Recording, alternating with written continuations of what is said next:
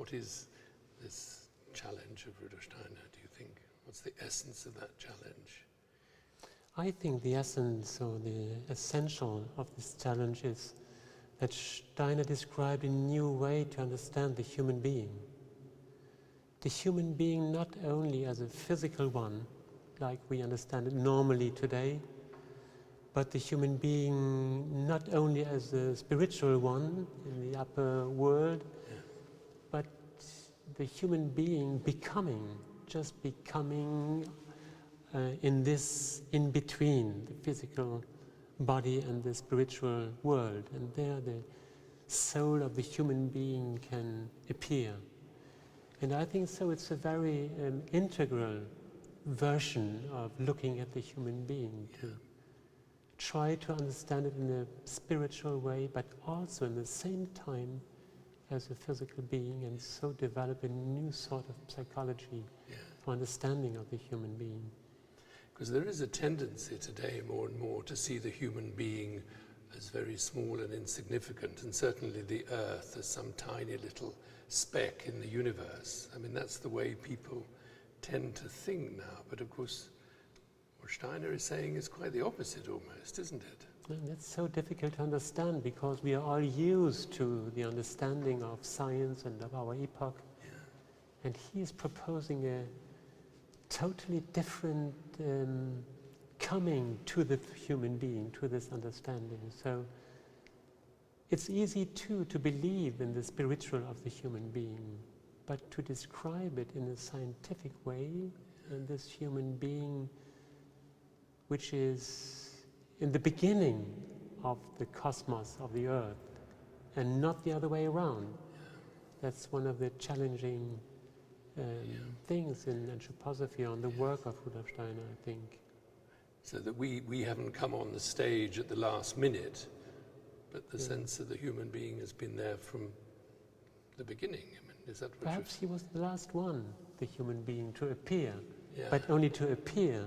He was there, and he was the reason of the world to become, of the earth to become, and of the physical body to become. But who was first? And that's, I think, an important question in anthroposophy and the work of Steiner. Where do you start? Do you start with the visible or with the invisible? And he for sure is starting with the invisible. But the most important for him is the visible. I mean, in his childhood already, there is that, clearly that search, isn't there? And these experiences that he has. When people use the word clairvoyance, I mean, I wonder what you understand by clairvoyance in the sense that Steiner spoke about it and practiced it. And I think it's interesting that you mention his childhood, because when he was a little boy, it was evident for him to see the invisible. For example, when an aunt was suiciding herself, he knew it, and he spoke to his mother, but she didn't believe, and 2 days later it was evident she did it, and so he knew that he can feel and see things which are not visible for other ones. But this is not the clairvoyance which is coming out of his work. It's just the other way around. He is proposing a method or kind of working where he is taking the visible, the physical appearance so seriously that you can go into this appearance and find out what's behind, or what's in it, or what's bringing out this, what is appearing. So I think it's also a quite new and, if you want, a funny concept of clairvoyance. It's not the clairvoyance that you are seeing the astral body or the etheric body. That's two, but it's not the way. The way is going through the observation of all what is appearing. This, I mean, obviously Goethe was a great inspiration in this sense. I think so, yeah.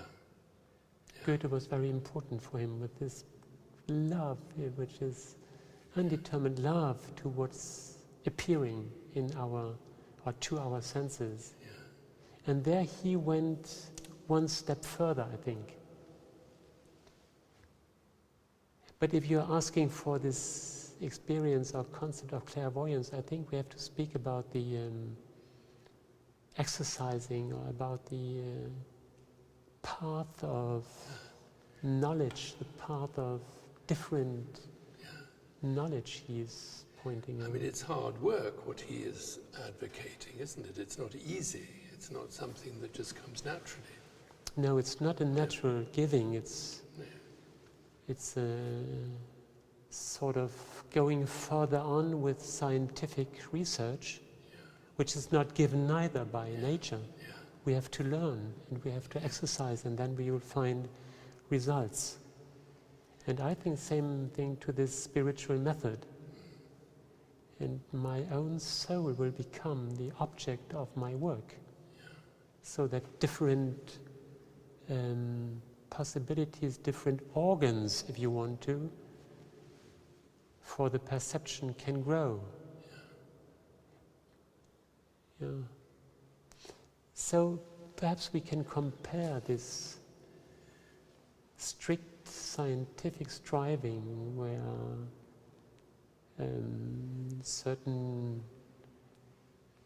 steps to respect, same thing to this research proposed by Steiner and which he was doing. My whole soul, my constitution between spirit and body will be exercised by this method of looking. And then, not suddenly, but more and more, the physical becomes transparent for what's going on in this physical appearance. Clairvoyance is really not a helpful word to use then, in a sense, is it? Because one associates it with what is naturally given to certain people. They can see round corners and, I mean, and certainly, as you say, as a child, he did have that facility. But he then earthed himself, didn't he? Is that the whole studying of science and not becoming a mystic in the old sense of the word? Yes. That's one of the essential challenges, because we are not used to think about higher faculties which we have to learn, like a language. Yeah, perhaps we can say he tried to propose a different language, a language which can speak about experience which are not naturally given, but which we can search.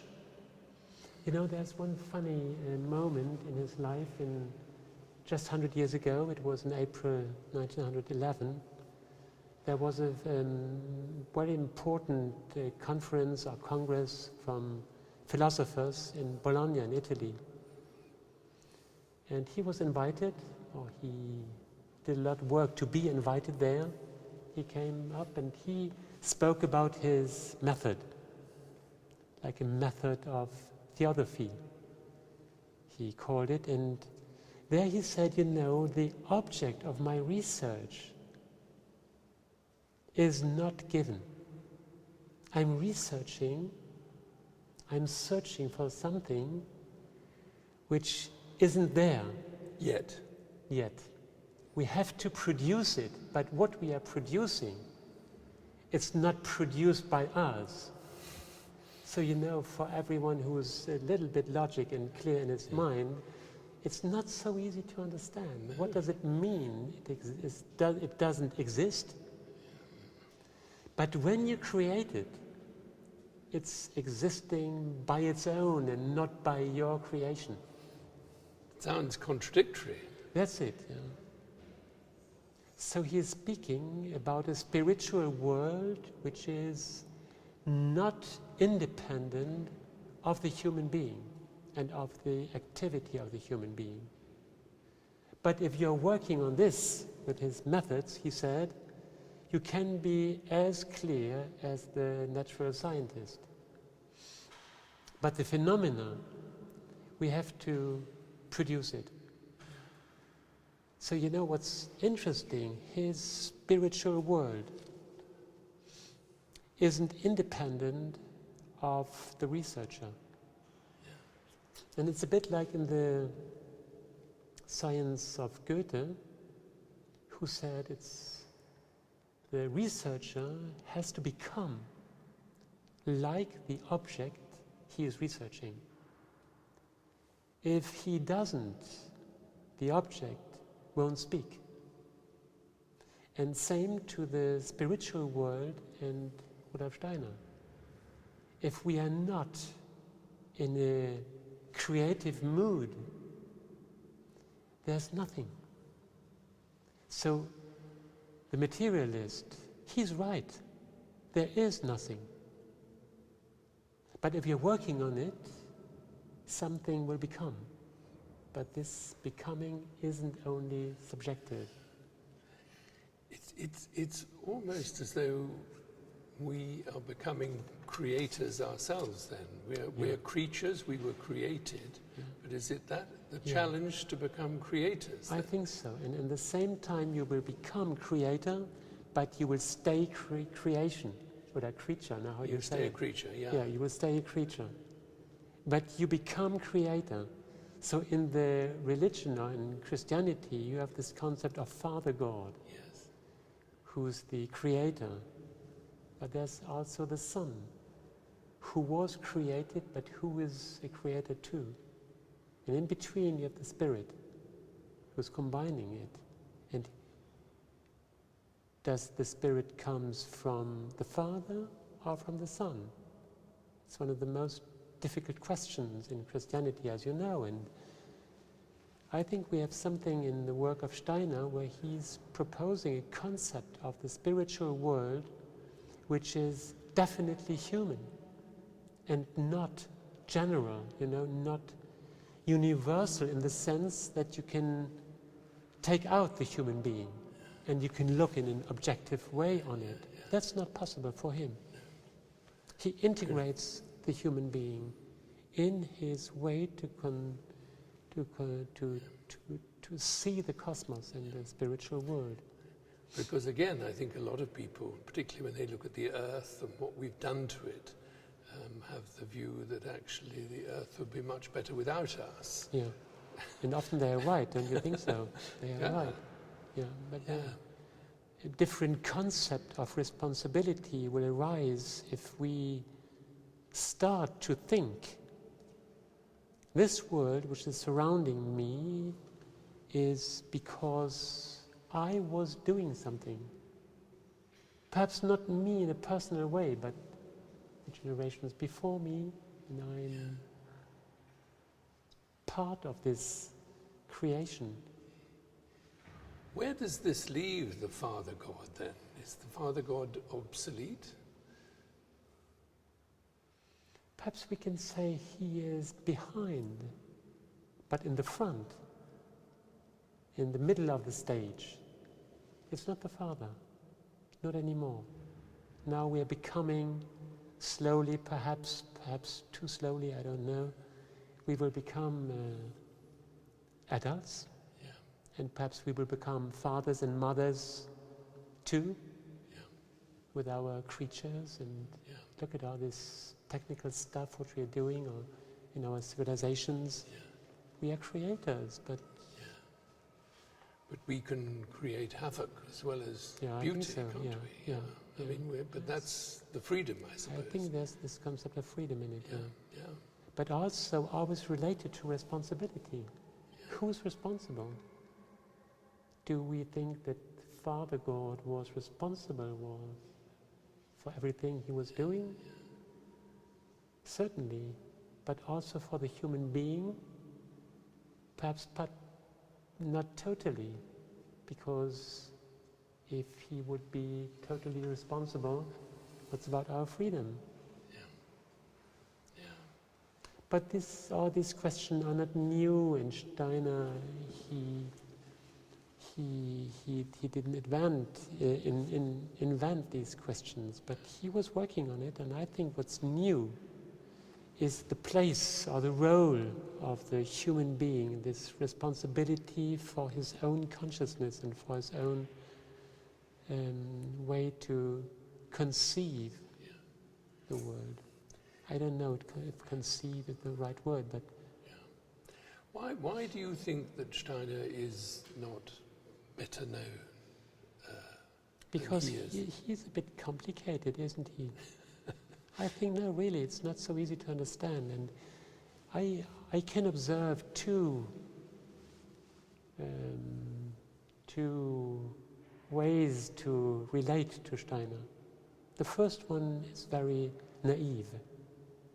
So there's perhaps not a good education or not a huge culture. You will hear what he's saying and you will say, oh, that's okay, that's really impressing, that's like I want to see everything. And then you have those ones who have where's a larger culture, and then it becomes difficult because you have to think issues in a quite different way, and that's not so easy. And it's another reason, I think, it's because we are so clearly limited. All these spiritual things are the church and spiritual movements are taking care of this. And all what's going around here in our earthly being, science is taking care of it.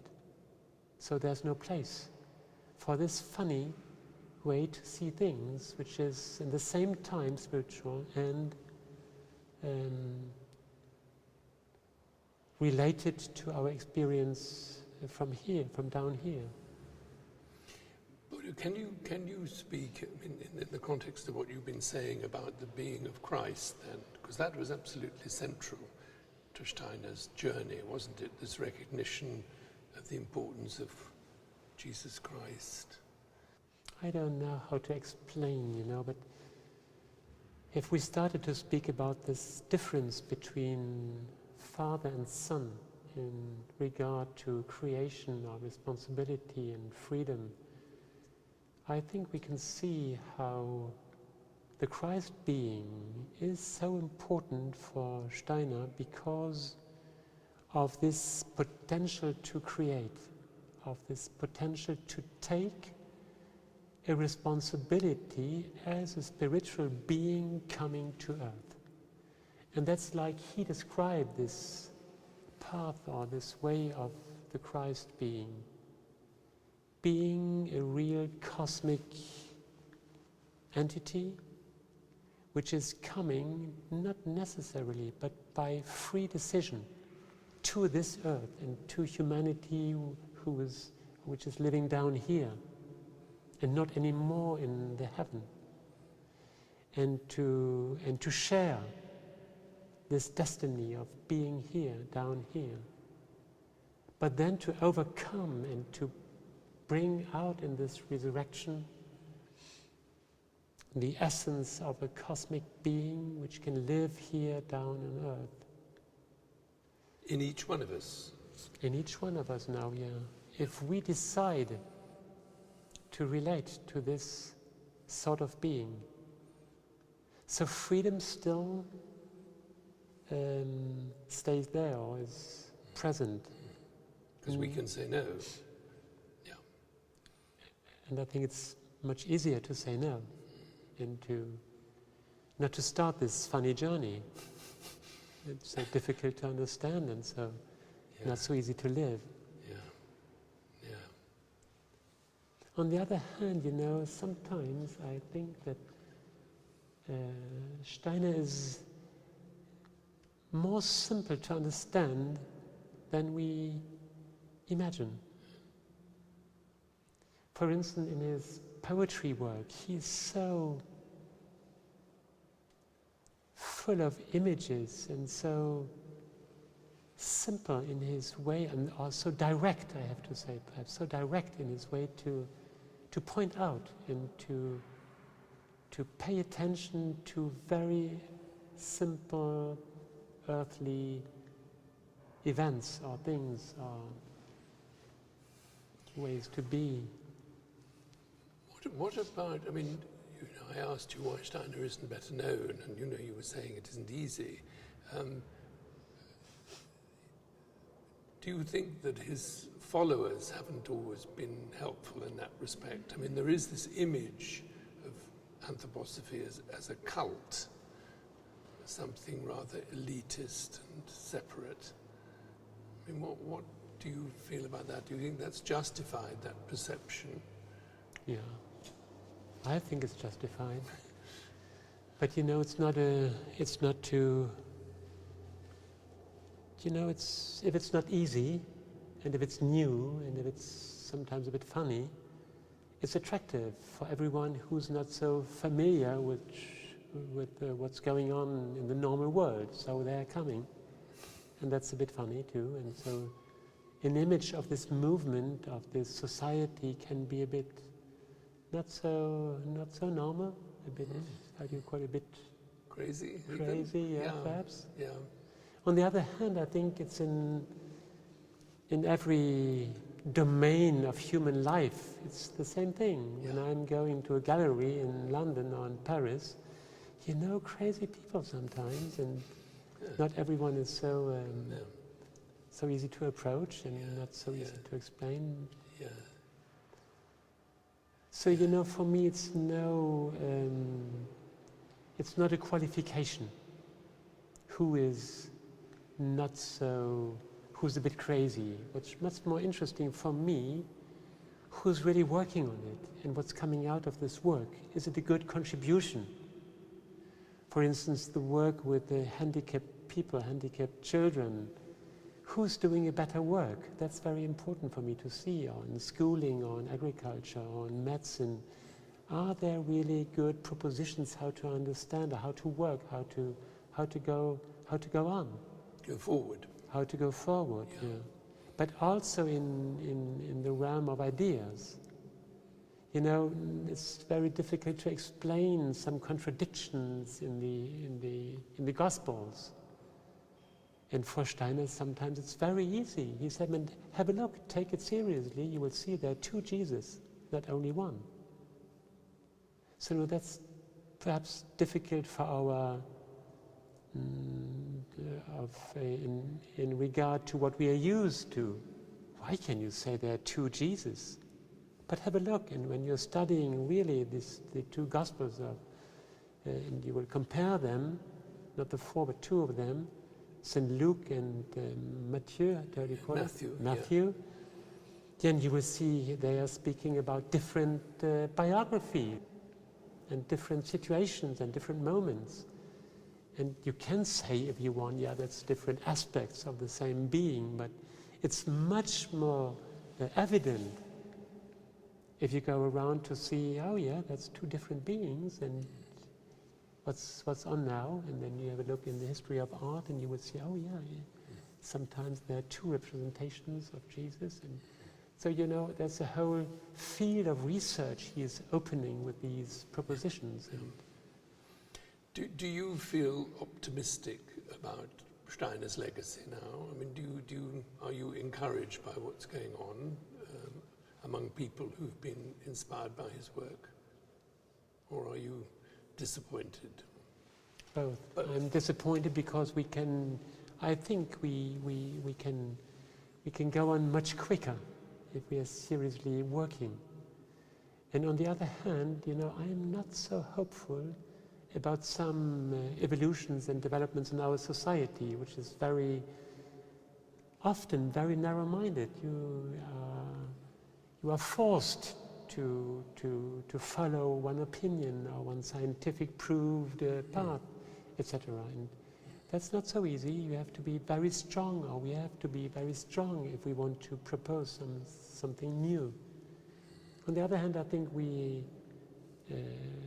the challenges of our normal nowadays life, they are so big and so difficult that we will search for other ways to understand and to work. So therefore both. I'm not so hopeful about our actual state of the art, and But I'm hopeful that we can attack this kind of work.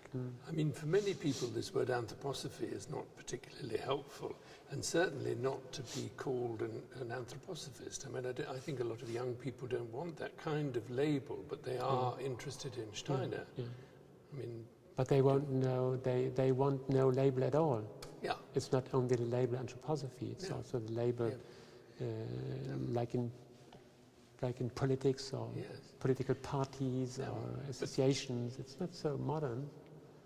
But that's healthy, do you not think? I think so, yeah. It's quite healthy, because for anthroposophy or for the work of Steiner, it's a human being which is interesting, and not a group of anthroposophists. But the human being should be in the center of our preoccupation now.